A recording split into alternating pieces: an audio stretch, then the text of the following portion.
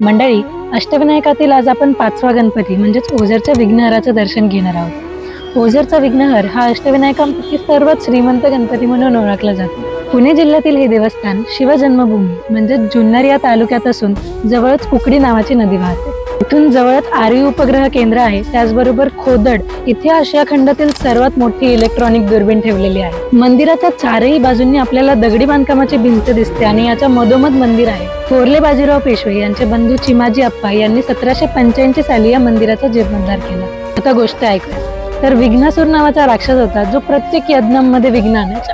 त्याला कंटाळून सगळ्या ऋषीमुनींनी गणेशाची आराधना केली। तेव्हा गणेशाने इथे विघ्नासुराचा पराभव केला। विघ्नासूर जेव्हा गणेशाला शरण गेला तेव्हा इथे परत न येण्याच्या अटीवर गणेशाने त्याला सोडून दिलं आणि गणपतीचं नाव इथं विघ्नहर असं पडलं। गोष्ट आवडली असेल तर अशाच इंटरेस्टिंग गोष्टींसोबत भेटूया पुढच्या भागात। गणपती बाप्पा मोरया।